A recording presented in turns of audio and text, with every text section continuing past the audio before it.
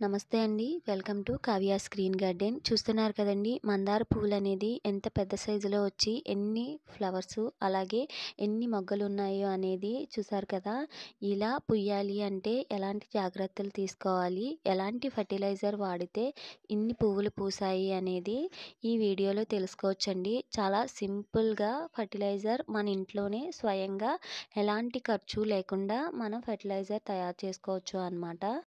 ఛానల్‌ని first time గనక చూస్తున్నట్లయితే గనక వీడియో చివరి వరకు చూడండి. నచ్చితే లైక్ చేయండి. ఎలాంటి డౌట్ ఉన్నా కామెంట్ చేయండి. Please subscribe my channel. పక్కనే ఉన్న బెల్ ఐకాన్‌ని ఆన్ చేసుకోండి.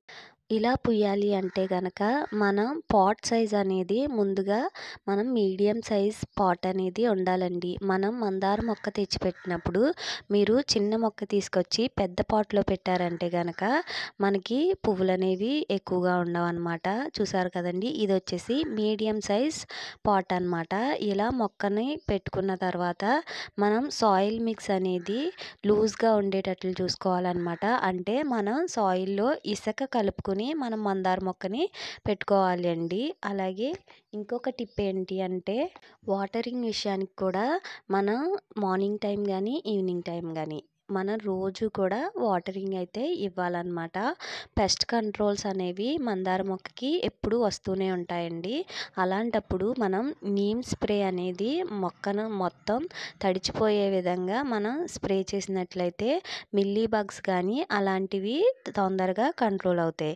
మీ దగ్గర నీమ్ స్ప్రే కనుక లేకపోతే గనక మనం షాంపూ ఉంటుంది కదా, మీరా షాంపూ, ఆ షాంపూని 1 లీటర్ వాటర్లో మిక్స్ చేసి ఈ మొక్కకి మొత్తం స్ప్రే చేసినా మనకి మిల్లీ బగ్స్ కానీ ఎలాంటి పెస్ట్ అనేది ఉండదన్నమాట.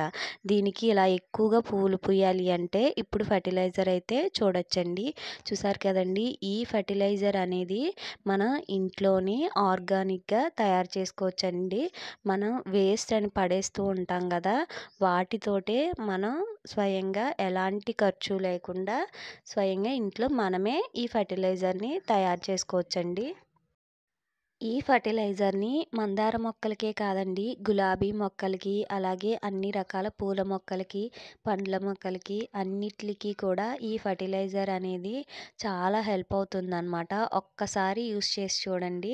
చాలా బెస్ట్ రిజల్ట్ అయితే ఉంటుందనమాట. ఇప్పుడు అవేంటో అనేది ఇప్పుడు తెలుసుకోవచ్చండి.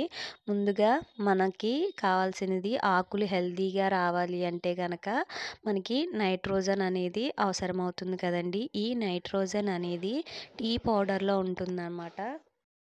మనం టీ పెట్టుకుంటాం కదండీ! టీ పెట్టుకున్న తర్వాత అందులో మనం షుగర్ వాడతాం కాబట్టి మనం దీన్ని వాష్ చేసుకోవాలన్నమాట. టీ అయిపోయిన తర్వాత మనం వాష్ చేసుకుని ఎండలో ఆరబెట్టుకున్నట్లయితే మనకి ఇలా మిక్సీ వేసుకుంటే ఫైన్‌గా పౌడర్ కింద అవుతుందన్నమాట. అలాగే ఎగ్ షెల్స్ అండి.